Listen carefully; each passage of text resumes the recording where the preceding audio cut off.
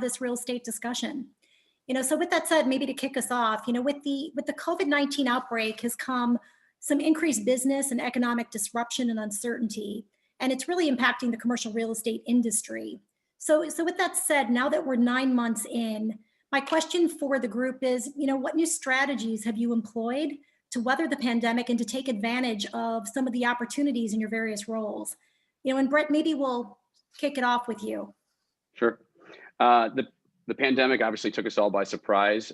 Most of all, myself, 23 years ago, when I got in this business, I was like, what do I want to do, office or retail? And I ended up in industrial, and it sort of worked itself out throughout the term. It's been a healthy market for us. Businesses that have thrived are e-commerce, food, medical, cold storage. I can't say there's been a slowdown for us, and I can only say there's positive progress going forward. I think businesses had to adjust. And I think it's been a really strong effort by everybody to sort of continue a lot of people home and create nice needs for people at home and adjust to the market. And it's only going to go forward from there. Great, James. Yeah, so I think, like Brett said, it took all of us by surprise. I think early on, a lot of our office occupier users asked us to put together complex playbooks for procedures and protocols for how to get their people safely back to the office as quickly as possible. And we spent quite a long time on that. And what we kind of figured out at the end of the hunt was people weren't coming back for the time being. And especially with the advancements in digitization over the past few months, they didn't have to. I think a lot of our work has been in the virtual workforce strategy, trying to work with clients on how they can still engage with their employees, their most crucial asset in the talent in Lake County, while not being able to be necessarily in the office. I think we've looked at coming back to the office, and we're still at about 10% occupancy throughout Chicagoland, and there's no real difference between downtown and suburban. So I think for the time being, we're focused on how to engage with employees in the interim. Great. Gordon, any thoughts you have on this? Yeah, so from the landlord perspective, I can say I kind of have both viewpoints, being someone who manages a portfolio that's about 50% office and about 50% industrial. So from the industrial side, we really saw no slowdown whatsoever. Things pretty much stayed just about the same. Yeah, a couple deals maybe were slowed, or things that ordinarily wouldn't have taken so long did, but really there wasn't much change. Then on the office side, we've seen just a total shift. And so from the landlord side, we tried to make our offices as amenable as possible during the pandemic. So that meant working with industrial hygienists to create safe spaces and create spaces where people could come in. Because like James said, that within our portfolio, we can say that probably most of our office spaces are somewhere between 10 and 20% occupancy. And there are some industries that people still have to come into, in the medical sector, in regulated industries. And so it's really going forward, it's a way to try to adjust and recognize what situation we're in right now. And then beyond that, working on the TMA, overwhelmingly what we've seen is people are changing their lifestyle patterns who are coming into work. People who originally took public transit are now moving to cars. And so it's just adjusting to that new world. And that's what we've been working on. Great. James and Gordon, you both mentioned some of the change in trends in the work from home. I know for me, my new office is my dining room table. I've been here since March, which is just the craziest thing. So really we are seeing a lot of changes in trends, and in the office market specifically, there's not only the work from home, but there's a shift that we're seeing from people moving away from the Chicago Loop to suburban, environment, suburban office. So, maybe Gordon and James, if you wouldn't mind, just maybe a quick conversation on drilling down a little bit further on what you're seeing there and things we could be thinking about. Yeah, thanks, Heidi. And Gordon, maybe I'll go first. Early on in like March, we had a lot of interest, a lot of companies who were downtown Chicago who were reaching out about potentially relocating to the suburbs. And so sort of anecdotally, we went through this with a number of clients. Well, none of them ended up touring because I think what they realized is the same challenges they were having downtown, they were having in the suburbs. And if you go to single-story buildings in the suburbs, they're still at 10% average occupancy. So I think it's really going to be how can we make do for the time being with our digital or virtual workforce strategy, and keep up work until that time when people do come back. And I think a lot of it emanates from how the state treated COVID very seriously from the onset. In other markets like Texas or others, people went back to the office very quickly and went back. I think we've been fortunate that there haven't been super spreader events in Lake County at offices, but I think everyone is focused on when we bring people back, how do we create an atmosphere where they want to come back, where they're going to benefit, their career is going to benefit financially, but also politically, so that there's some stickiness to being at the office rather than just working from home. But I think work from home, virtual workforce, some flexibility, certainly here to stay. And so people are going to be using their space very differently going forward, but we're tracking it as that evolves. Yeah, I wholeheartedly agree, James. I think what we're going to see going forward is this isn't like, there were articles in the Wall Street Journal about the end of office. This isn't the end of office, but what it is certainly an evolution of office. And so speaking particularly with brokers in other markets that have started to see people come back earlier, what we're seeing is clients who reach out to us are looking for a very different model of office. A lot of it has to do with more compartmentalization and diversification of spaces. We're looking and seeing kind of this new viewpoint of the office emerge called the hub and spoke model, where you have a central hub down in the CBD and then spokes that lead out into suburban areas nationally, where you have various offices compartmentalized, and they see it as both kind of a way of creating a more flexible plan moving forward, as well as long-term potential for cost cutting and compartmentalizing in case of a future pandemic or incident. So there's a lot of changes that are evolving right now, and I think the most important thing, and I think a theme that I will repeatedly say throughout this conversation, is flexibility going forward, because things are going to be changing at a rapid pace, and the only way that we can truly accommodate these changes is by being as flexible as possible. No, that's great. And speaking of change, there's been a lot of change with developments in the life science companies. And James, I know that you do a lot of work closely within that industry, and certainly there have been some successes that I think may have a local impact, especially in Lake County.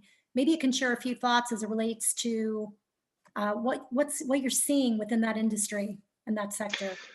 Yeah, I think it's probably hard to believe, but if you think back a year, there wasn't very positive outlook on the life sciences industry. People viewed it very negatively. But based on the pandemic, it's really proved the thesis that these vaccines, these gene therapies, this biotech is very important to our survival and ability to continue in a healthy and a prosperous manner. So I think what has happened is there's been a huge investment in the life sciences and biotech medical device industry. And so we're seeing significant investment of those companies into critical environments, whether that be R&D, wet lab. We're seeing developers start to go spec on developments for R&D and wet lab, which we think is an important aspect of what Lake County has to offer with all the behemoths in the life sciences industry up that way. But there is a scarcity of that type of wet lab and R&D space in Lake County.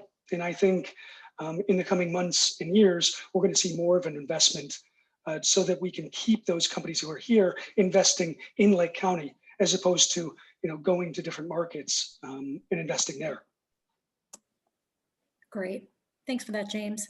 What we're going to try and do during this discussion is try and touch on all the various property types that we all work with. I thought I would just share a few, takeaways, if you will, on the residential, front, since we're quite heavily involved with residential properties at First Midwest Bank. And when I say residential, I really mean multifamily, which is your apartments, as well as single family, home residences. And I guess as a main point, similar to office, we are seeing a flight away from the Chicago Loop, into the Chicago neighborhoods as well as the suburbs. We are seeing that there is continued development, on these new multifamily properties. I'll say that from a lender's perspective, from a developer's perspective, there are some tighter loan structures. And what that really translates to is more equity. So certainly, whereas in the past, pre-COVID, it wasn't uncommon to find a 25% equity requirement. Many times you'll find something, 35, 40, 50%, by way of equity. And the whole hope is that, we're starting these developments now and that we're building into a better market, right? So if it's a 18 to 24 month delivery time, that, hopefully at that point, the vaccine will have been rolled out, things will be in better shape. I'd say that there's also some more time spent analyzing, various projects. So whereas in the past, it was a positive to be at a suburban location across from the metro station. Well, right now, nobody's on the metro, right? So I'm not saying that that's still not a positive and something that you look for, but you just have to weigh how important is that today versus, where perhaps we would have spent more time analyzing that as a strength, pre-COVID. So definitely a little bit more complex. The other thing I'll mention is, there had been a trend to do smaller units and high amenity buildings. Well, I mean, my daughter lives in an apartment complex in Lakeview, and they closed the fitness center, and the pool. So, it's a matter of, what's important today versus what was important before. And certainly when you look a couple of years out, hopefully, we'll be in a better place. From a general perspective, on multifamily, I'll say the trends have been really good. We track our portfolios very closely, and that segment of the portfolio is held up well. Rent collections are strong, occupancy levels are good. So, fortunately, that segment of the market has done well. Flipping over to the residential, the home builder, or I should say the home buying side, I've had some conversations with our residential team because I do focus more on the commercial side. And, what I'm told is the residential market is remaining very strong. There's low inventory of homes, for sale. There, in the past, there was a balance between purchase and refinance business on the lending side, from 30% purchase and 70% refi to now 45% purchase and 55% refi. So good time to buy a house. Residential loan volume remains high. It's up 35%, year to date from where it was last year. There's been an increase in Chicago listings for sale. And part of that, might be due to the recent protesting, vandalism, anticipation of increased real estate taxes, but it's not expected that will be widespread or a long-lasting shift. And last comment on residential is suburban home prices have remained very strong. So, certainly when you look at, Lake County, for example, I get those mailers. I live in Lake County, and the market time is pretty quick, compared to what I remember seeing in the past. Home prices are strong, and, hopefully that's going to be a positive trend for the suburbs. James, I don't know, I think you mentioned you may have a comment on that as well from a general perspective. I'm sorry, comment on which, Heidi? Residential in general. Yeah, I mean, I think it's been really interesting to track the residential side because, the talent pool in the Lake County area, or the propensity to commute to Lake County, the talent pool is larger than Milwaukee. It's larger than the Denver metro area. And so as we continue to add people, you create kind of that stickiness to the Lake County area.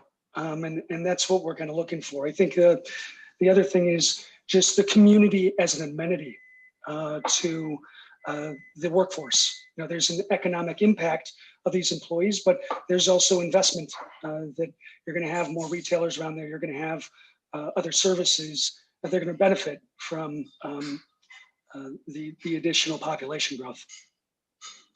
That's great. Well, if we continue talking about positive trends, industrial is a property type that has been really performing almost as one of the best throughout the pandemic. So, with industrial space in high demand in recent years, I'd be curious as to the group's thoughts as to projections for the year ahead, what type of developments and uses, might be most prominent in the next few years. And, what we'll do here is, Brett, we'd love your perspective as a broker, and Gordon, your perspective as an owner, to maybe share your insights as it relates to industrial properties. So, Brett, maybe you want to kick us off? Sure.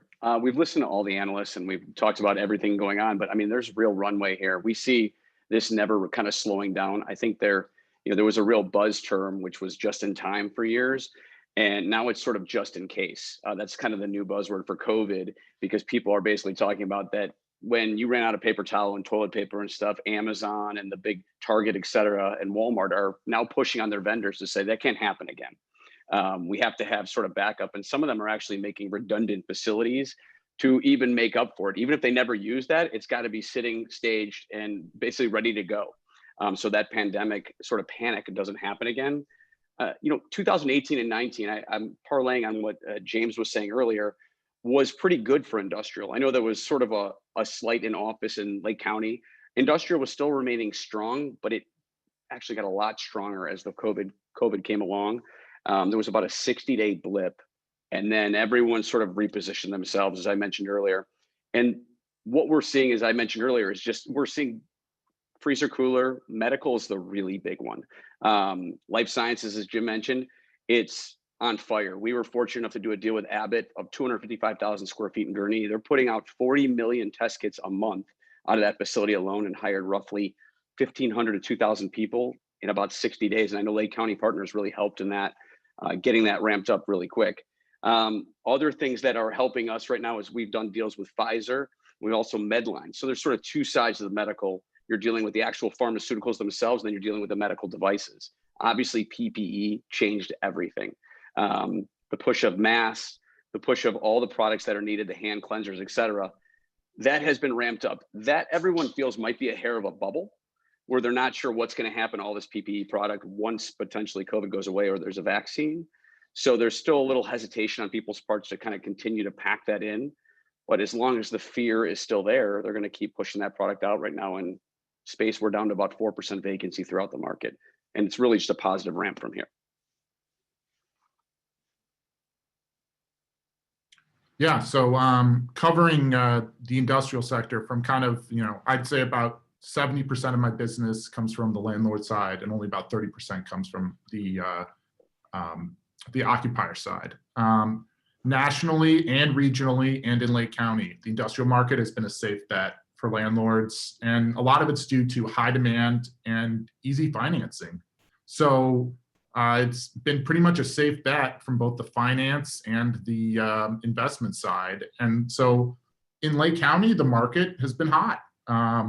In our portfolio and working with occupiers, we've witnessed significant net industrial absorption over the last 18 months, and it really hasn't changed with the pandemic.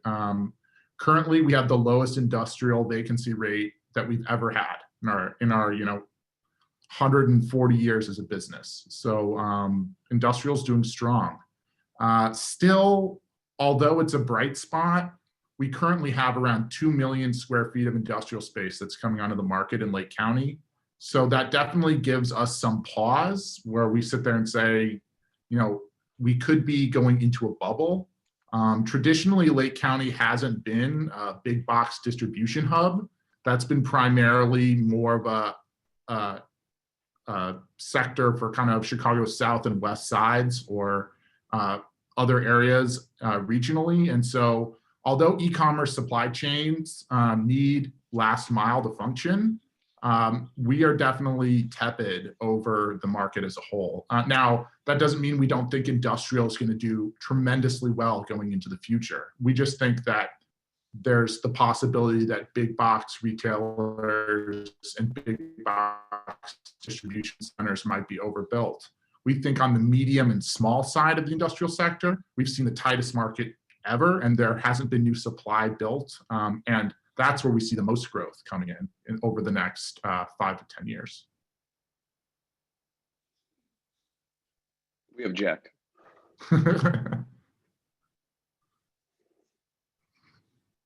But overall, I think what I think Brett and I both agree on is industrial is going to be strong. I think the question only comes from the investor's perspective, whether or not you think it's going to be big industrial, small industrial, both, more big, more small. Clearly, industrial is the path for most of us going forward. And I think that's something Brett and I can both agree on. Great. Thanks for that. Can I say one? Go ahead. One more. Sorry, I feel like a debate with Gordon, not at all. One thing that developers have sort of strategized and thought through is something that James said earlier too, is they're sort of thinking through life sciences and freezer cooler. So spec normally is just a big box, nothing inside. Now they're kind of thinking through, if we have to put water in here, what we have to do, because some of these life sciences groups are really considering significant industrial facilities. Another thing they're doing is fast tracking office and ready to go, because these contracts come and they need the space immediately. So everyone's sort of thinking right away, just in time for the actual spec development, which was pretty unusual. Everything was sort of to suit historically. Now it's go, spend the money and get it ready to go immediately for occupancy. Great. That's great to hear. Maybe switching gears into the retail focus, and we've talked a little bit about retail thus far. We've seen a change in the overall landscape in retail over the last few years, and certainly with COVID, it's become even more apparent. So, I'd be curious as to the group's thoughts on, with consumer preferences changing, what changes can we expect to see in retail? And what innovation, is being used successfully to drive traffic and attention to traditional retail these days? Brett, maybe you want to kick us off? Sure. So the buzzword there is repurposing. That's a big word that's been kicked around lately. Obviously, location. That was the biggest push for retail throughout decades. And there is concern, obviously, that the mall is sort of a dead thought at this point. And what do we do with repurposing some of these significant sites? But the one key factor they have is retail. And what I always want to put back on the villages is, I know a lot of people from villages are listening, is sort of the potential for industrial in repurposing some of these facilities. A lot of people have looked at that. I know Amazon has looked at a lot of malls and how they can handle that, mostly for last mile, because the location is surrounded by chimneys. And that's a really big push to sort of get everyone their product. I think the future of some of this product is the same day delivery. And that last mile is becoming the last half mile at this point. So I think that those areas with all that parking is becoming a real, people staring at an aerial going, that's where we want to be. I think the villages can put an onus on some of these users. So for better or worse, some of these Fortune 500 users are the ones with deep pockets and have benefited from COVID.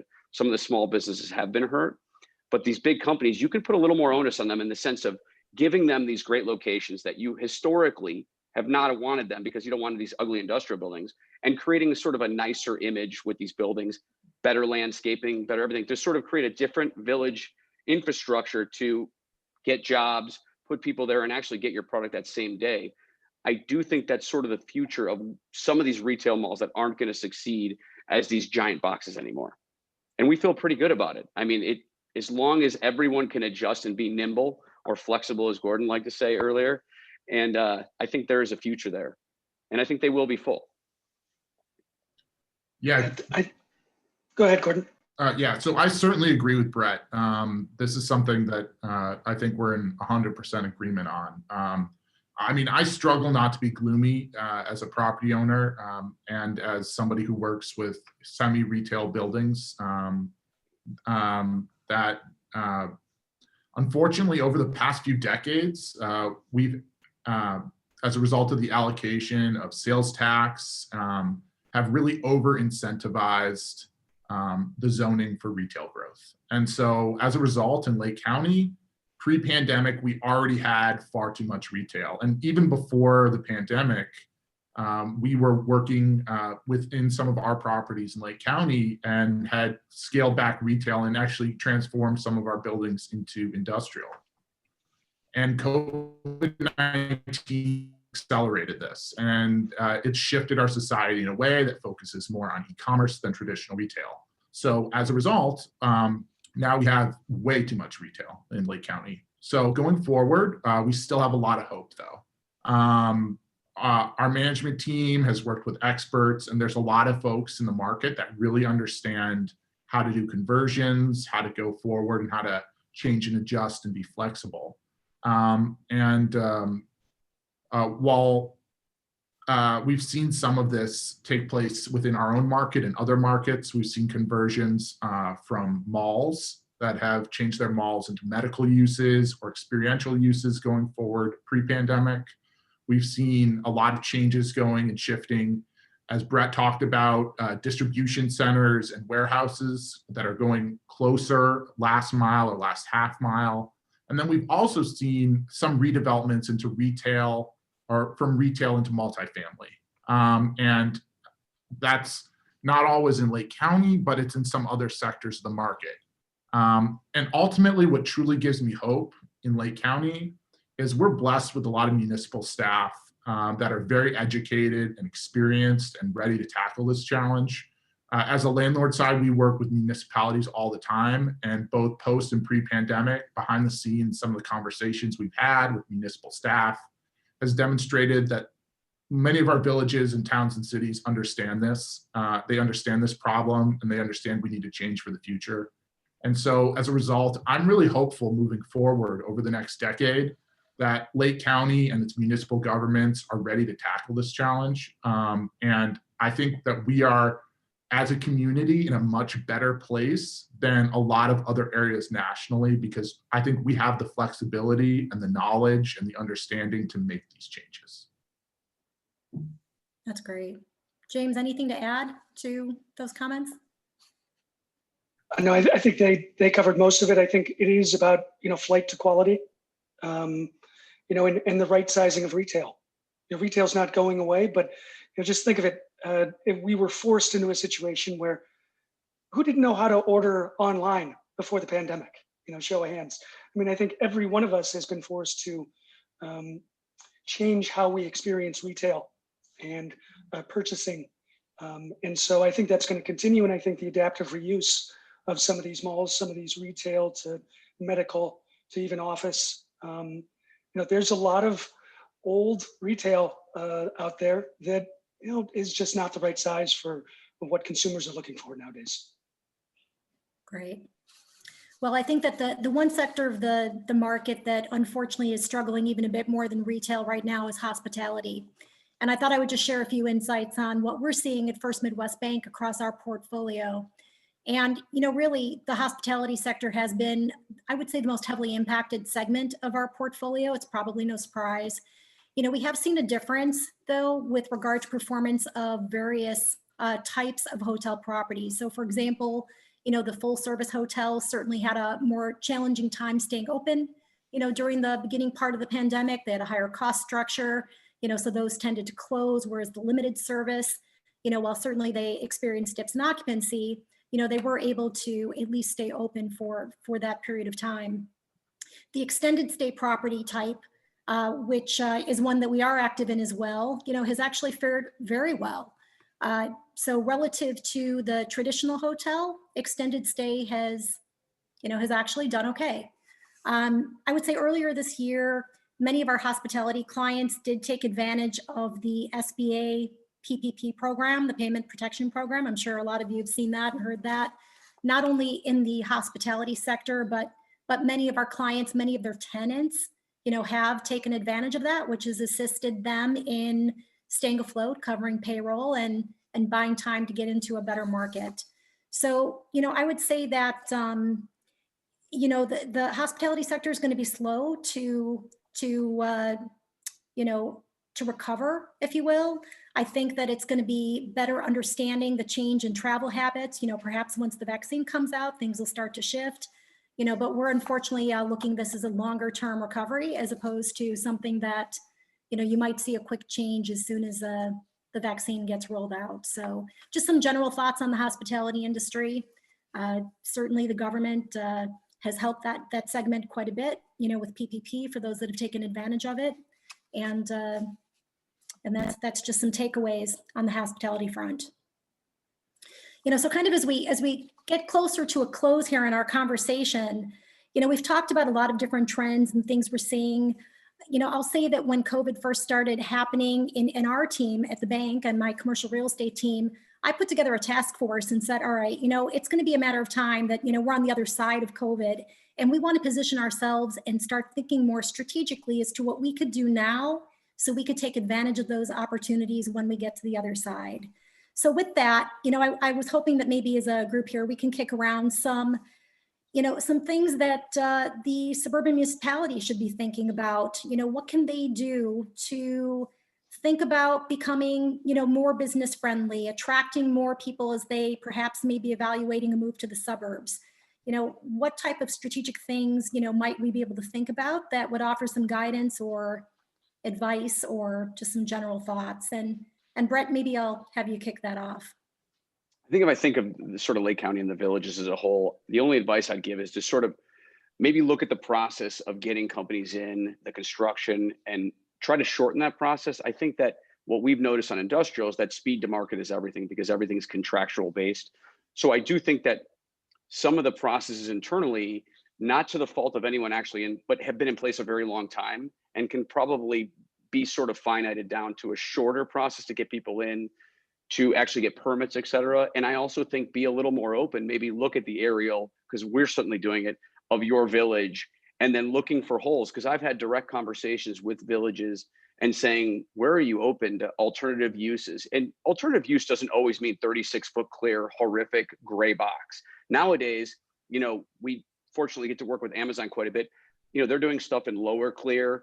Well, they'll put all the windows in, they'll put a bunch of trees in. And granted, it's not exactly what you want where it's retail, but I think those days might be a little bit behind us. I think there's going to be some stores, as we know, that thrive. But I think if we can sort of be nimble and sort of speed to market and find these alternative locations where maybe villages can identify them for specifically one industrial broker. I don't know, you can get my email from Heidi, but actually find these locations that work. And maybe you never thought about it, but single story office that just is sort of outdated or something like that. It's amazing how quick we can get those turned over and actually making it a really quality product for the future. And I just think those are the two things that I would focus on and love to help villages sort of think through the potential for the future and being more nimble too, and sort of shortening that overall government process. Great. Hey, Gordon, any thoughts from your perspective? Yeah, so the funny thing is I was at a conference in late 2018 where we had a director from HUD, many bigwig think tank individuals from DC. And I asked a question about, what can we do to see, the suburbs and the exurbs have a recovery? And literally there was laughing and snickering. And people were like, oh, that's just not going to happen. It's all about the cities. And I literally saw the same person talking on YouTube about 3 weeks ago about how the suburbs are just absolutely recovering. And, they totally predicted it, right? And what we've really seen is long-term, the suburbs are well positioned to recover. And 40 years ago, employers and employees traveled to the suburbs. And mainly it was employers following their employees out into the suburbs. And now, we're recovering from the last, 10 to 15 years where the trend reversed and they chased their employees back into urban areas. So what history has shown us, I took a course at Tulane about this, and over the last 2 centuries, we've seen both in the transportation and in the housing industry, there's always a wave to and from. And overall, when we're looking forward as municipalities, we want to be able to grow with that wave and grow with that growth. And so following this, I think we are in a position to grow over the next 10, 15, maybe even 20 years with a new wave that potentially could be coming to the suburbs of both employees and businesses. And following this, I think all of our municipalities and all of our businesses can gain from these trends. What we're looking at is investors, businesses, and municipalities, though, need to work to make sure the next decades are successful.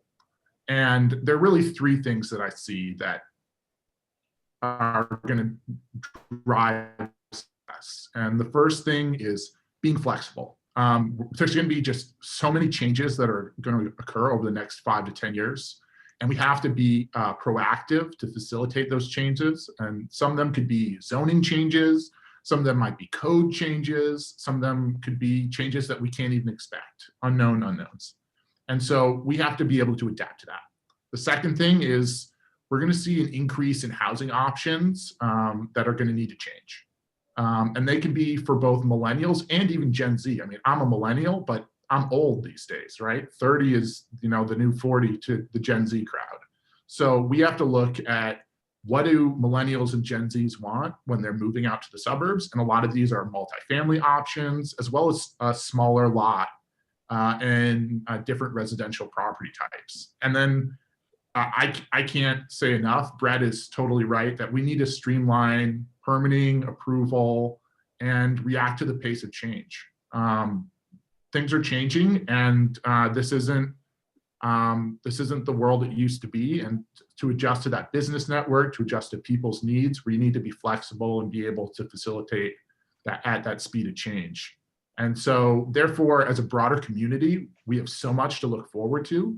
We have a real opportunity here, and the suburbs have a bright future ahead if we can build it. Great. Thanks, Gordon. James, any parting advice? Yeah, that is tough to follow, Brett and Gordon. You guys hit on a lot of good topics there, but I'll speak from an office perspective. There is just flat out too much office in Lake County. Older, antiquated facilities that, I think we're going to see in this next wave. We never really totally recovered from 08, 09. And the fact that there's 3.7 million square feet of sublease space that's already gone on the market in suburban Chicago, 32% increase since April. And that's not even talking about the direct space where companies are not utilizing that space anymore. With flight to quality, you need to be looking at some of these office buildings as future defaults, as future blighted sites where maybe a less desirable landlord is going to purchase the property at cents on the dollar and convert it to low quality office that's going to not be a pleasant part of the community. And I think giving those landlords, giving the lenders some sort of out prior to that happening, and identifying, like Brett said, identifying areas that you see as being potential problems well ahead of time. So that, because things do take time, I think getting ahead of them is going to be really important, because we're not going back to office the same way we did before. And those buildings that are pretty far off 94, there's not a huge market for them, and there's not going to be. And waiting for and turning a blind eye to those problems isn't going to solve it. And all of a sudden you're going to have a challenge on your hands. So I think we're helping landlords, we're helping owners, we're helping lenders look at that. And I think help from the villages and communities in Lake County would be really helpful. Great, thanks for that. So one last question, and then let's open it up for questions. And this is kind of more of the fun question to close it out, is that, we've all learned a lot, over this past year. We've had to shift and be flexible. So if you could each share, just a real short, sentence or so, 5 words or less, on a lesson learned, over the past, call it 9 months. Brett, why don't you start with it? I got to start with me on that one. Yeah. I would just say, as I've mentioned throughout my whole thing, just be nimble. I think that the flexibility and, as Gordon said, change is really the ideal of the future. I mean, there were so many things in place in America that weren't changed, and now it's being forced. And maybe the pandemic, instead of looking at it as a really bad thing, we can look at it as a refresh and how to start fresh and redo some of these processes and make things sort of whole again. It was a lot more than 5 words. It was like 50. That's okay, that works. All right, thanks. James? Sure, I think it's focusing on talent and labor, the housing, the communities, the amenities in the area, but really, from a corporate perspective, how do you make the office cool again? How do you get people back into the workplace and engage with your people? Because, this is I think I got cut off. Hope you're with us. Okay. This is not a temporary situation. We've advanced in digitization, and we've advanced how people engage at the office. And I think, we're still looking through the data of what that's going to look like. But I think, focusing on the employee. Now I think there you are. Okay, sorry, I got an incoming call. But focusing on the things that you can control for the time being. Great. Gordon? So I think overwhelmingly, I think we should all be able to agree that the biggest thing going forward is change and flexibility. And we're in a position to grow and change and really revitalize Lake County's market if we do things right. And so and a lot of those changes are going to be hard. Potentially that's knocking down our Class C and B buildings, or totally redeveloping retail infrastructure in certain places. But we have a bright future ahead if we're ready to meet it. And so I think my 5 words would be, let's grow together for tomorrow. And we have a lot of potential. Let's meet these changes and let's grow the future. I love that. That's great. I'll say from my perspective, one of the lessons learned, and it's really not anything new, but something that's a good reminder, is the importance of relationships. It's been a trying time, since the beginning of this year. And I think the relationships that, I have with my clients, with my colleagues, with my family, with my children, all of that is just so important. It helps keep your sanity. Even doing things like what we're doing right now, this virtual meeting, how great is this that we could all still be together? And it is that flexibility and being nimble, right? This isn't something that we did, even 9 months ago. I know that they rolled out for us, we use Microsoft Teams. It was out there. None of us knew what it was. I didn't sign up for the training. Why would I need that, right? And now it's something that, we are part of every day, and it brings people close together. It allows us to bounce ideas off of each other, to work together, to help each other. And I think all of those things will be important as we move forward and follow the advice of Brett and James and Gordon on how to be nimble, how to be flexible, and how to grow together. So with that, Barbara, maybe I'll turn it back to you to open it up for some questions if anybody has any. Sounds great. Thank you all so much. I mean, this was fantastic. I knew it was going to be good when we've met a couple times to talk through it, but this was great. So many good takeaways. I would invite all of you, you can either unmute yourself and chime in if you have any questions, or you can feel free to drop them in the chat. We want to make sure that we cover anything that we might have missed or that you're interested in or want us to expound on. We should do it while we've got all the experts in the room. Do we have any there? The other thing I'll note while we're waiting on that is I have been recording this, and so I will share the recording with you through a link by email right after we conclude. And that way you can take a look. If you've got any follow-up questions, I'm sure that these folks would be happy to connect and give you more details if you're interested. Not seeing any, which must mean we've covered everything, and we've done it with 4 minutes to spare. And one of our things we love to do is wind up on time. I know we've covered a lot of ground. I just want to thank all of our panelists. As you can tell, they really are experts. They've spent a lot of time, I think, thinking through this. My takeaway from this year is, thank goodness this happened in 2020. I think the technology really supported this in a way that we would not have seen 5 or 10 years ago. It made it far more manageable. I absolutely leave this conversation with a lot of optimism. I think next year is going to be really exciting, and I'm hopeful we're all going to reunite and we're going to have lots of good news to share. And on that note, stay connected with us through the holidays and moving into next year. We're happy to help you in any way that we can. And if you've got any thoughts on what you'd like to see us provide next year through our partnership with First Midwest Bank and doing these forums, we are happy to accommodate that. And I'm not seeing any other questions. So with that, you have our best wishes for a happy and healthy holiday season. And thanks so much for joining us. I really appreciate it. I know that you're probably zoomed out at this point in the year, and it means a lot that we've had such a good crowd be here. So thanks very much, everyone. Thank you. Thanks all. Thanks, everyone.